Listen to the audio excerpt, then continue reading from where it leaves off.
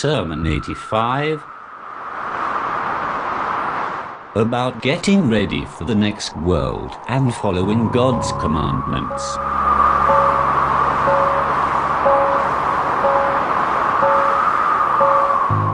God knows hidden matters and is aware of inner feelings. He encompasses everything, He has control over everything and power over everything. Every one of you should do whatever he has to do during his days of life, before the approach of death, in his leisure before his occupation, and during the breathing of his breath, before it is overtaken by suffocation, should provide for himself and his journey, and should collect provision from his place of halt for his place of stay. So remember God, O people, about what He has asked you in His book, to take care of, and about His rights that He has entrusted to you.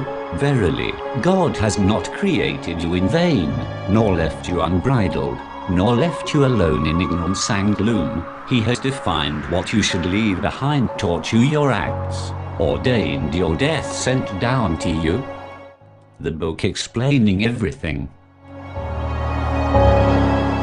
and made His prophet live among you for a long time, till He completed for him and for you the message sent through the Quran, namely the religion liked by Him, and clarified through Him His good acts and evil acts, His prohibitions and His commands. He placed before you His arguments, and exhausted His excuses upon you.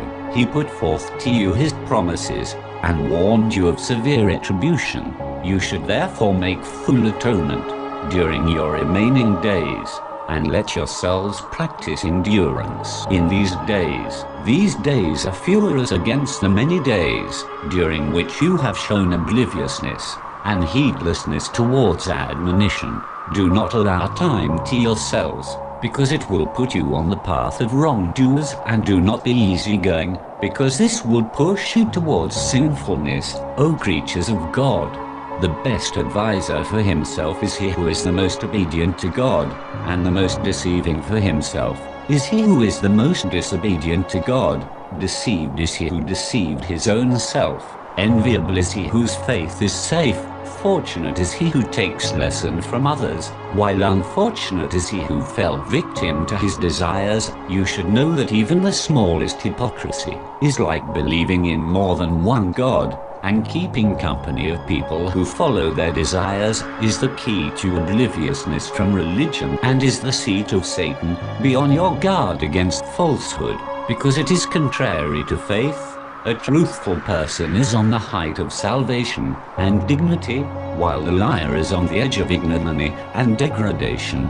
Do not be jealous, because jealousy eats away faith, just as fire eats away dried wood. Do not bear malice, because it is a scraper of virtues, and know that desires make wit forgetful, and make memory oblivious. You should falsify desire, because it is a deception, and he who has desires is in deceit.